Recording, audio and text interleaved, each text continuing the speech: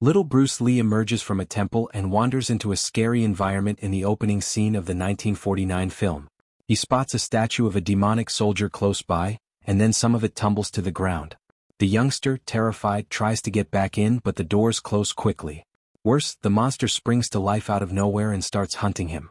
Bruce's father wakes up at this point and discovers it was all a nightmare. Then, relieved to see his son safe, he checks up on him. The guy brings his son to see Yip Guy, a renowned martial arts expert, the following day. Bruce is shown maturing over time as he tirelessly practices kung fu under the tutelage of his instructor. The action then shifts to Hong Kong in 1961 for the Chinese New Year celebration, where a large number of young people are having a good time dancing. All of a sudden, some British sailors show aboard and begin to cause trouble. They even drag a girl to dance with one of them. When Bruce Lee notices this, he steps in and tells the sailor to leave the girl alone. However, the man attacks him in return, sparking a violent altercation. As more sailors join the battle, it looks like Bruce will take a serious beating. He gives all the sailors a good whooping, though, in spite of the odds.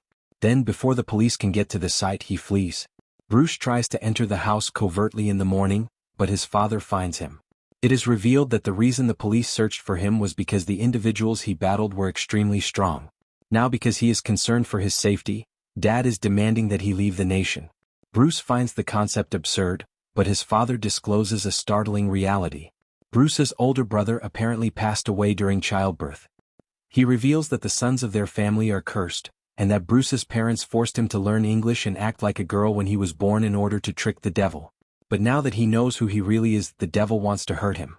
Bruce is still dubious after hearing all of this, but his father says it's genuine and advises him to travel to the US.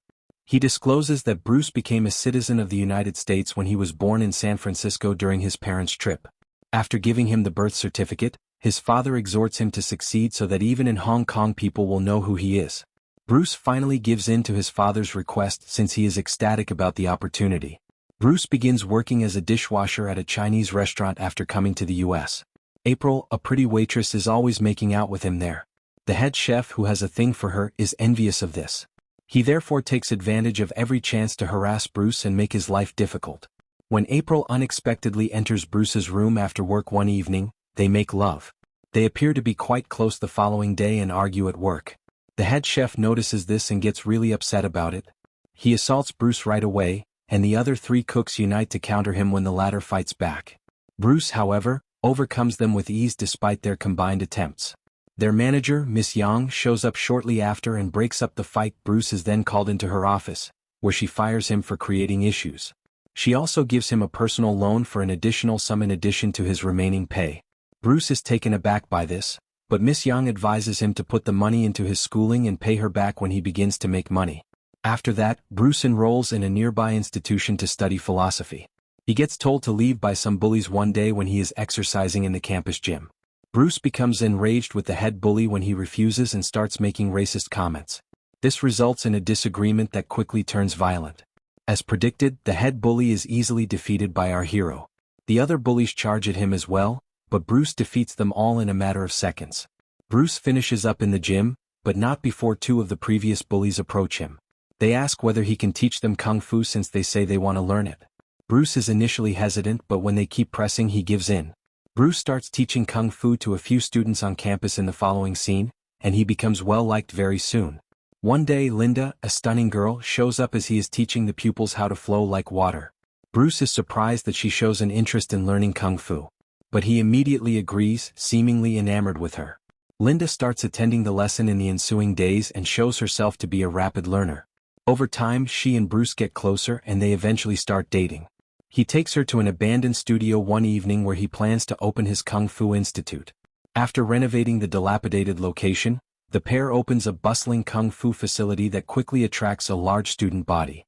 Bruce finally gets to meet her mother when Linda invites him to her home one day. The mother is not pleased with the news, even though the two are honest about their connection. Although Bruce is officially a U.S. citizen, she minimizes him by saying that he will never be fully American. She also says that their offspring will be treated poorly and viewed as half-breeds in this society. The remark offends Bruce, who storms out of the house. However, Linda shows that she prefers him to her mother by following him. Bruce goes to see Miss Yang later on in order to repay the money she once loaned him. After that, he marries Linda, and the two of them move into an apartment together. After that, Bruce concentrates on managing his institute while Linda assists him with administration. When Jerome, an African-American man, pays them a visit one day, he says he wants to learn Kung Fu. Jerome finds Bruce's offer to educate him shocking. He discloses that the majority of Chinese instructors turn him down right away and won't even allow him inside. Bruce reassures him, nevertheless, that he is not like them and that he does not discriminate based on race. A Chinese child gives Linda a letter as she enters the institute in the next scene and then flees. Bruce visits a local restaurant where a number of Kung Fu teachers had congregated after reading the message. These individuals consider non-Asians to be their adversaries, therefore they are incensed that he is teaching Kung Fu to them. Bruce makes an effort to persuade others to promote rather than conceal their culture. But the masters don't agree, and they give him the command to cease his actions. They assert that using force to resolve the conflict is the only choice if he refuses to comply. Bruce gladly accepts the challenge because he isn't deterred by their threats. The action then jumps to the day of the fight, but Bruce hasn't yet told Linda about it. When they get there, he and Jerome meet up with Johnny Sun, a martial artist. It comes out that this person has murdered a lot of people in battle. Bruce is advised to back out by Jerome, who is confident in his victory but cautions him that it is risky. Before long, the battle starts and it quickly becomes clear that both fighters are very skilled. However, Bruce Lee takes the initiative and severely damages his opponent. Ultimately, a seriously hurt Johnny surrenders, ending the fight. Bruce then leaves after telling the masters he will teach anyone he pleases. To Bruce's dismay, though, an injured Johnny climbs to his feet and gives him a flying kick from behind, shattering Bruce's back. When Linda comes at the hospital in the following scene, the doctor informs her that her husband has been temporarily rendered immobile. When she visits Bruce, he is displeased to see her and tells her to go. Now that he is crippled, he tells her to go back to her mother. But Linda leaves the room, not willing to give up on him. When she comes back later that night, she tells him she will be with him through thick and thin. Bruce is instantly cheered up when Linda also confesses that she is pregnant. Now that the world is aware of him, she intends to create a book detailing his Kung Fu skills. After that, Bruce begins to impart all of the knowledge he has gained about Kung Fu, and Linda carefully records it all. After a few months, the scene changes to Bruce, who is now able to maneuver about in his wheelchair. When he gets to the hospital, he finds out that Linda gave birth to a boy. With much excitement, the couple names their baby Brandon. After a few months, Bruce is walking properly again and has totally healed from his injuries. With fresh energy, he picks up his training again and gets ready to go back to Kung Fu.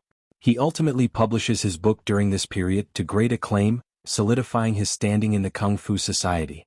Bruce presents his ideas for enhancing Kung Fu at a book event one day. But as he is speaking, the crowd jeers him, saying he is no longer able to fight. Bruce becomes enraged and claims that he can beat every man there in 60 seconds. Linda warns him that the doctor's orders prevent him from fighting, but he reassures her that everything will be all right. At this moment, Johnny Sun steps out of the throng and declares he can defeat Bruce again because he has already done so once. After that, the two battle, with Johnny first appearing to have the advantage. But Bruce gets his strength back and gives Johnny a huge kick that sends him flying to the ground. Our hero regains his lost respect and the audience's admiration thanks to this win.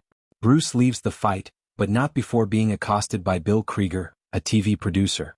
His skills amaze the man, who asks if he wants to perform live on video. He then extends an offer to cast him in The Green Hornet, a TV show. Bruce immediately agrees, thrilled at the prospect. When he shows up for filming a few days later, several of the crew misjudge him because of his ethnicity. In order to conceal people from seeing his face, the director even prefers that he wear the mask.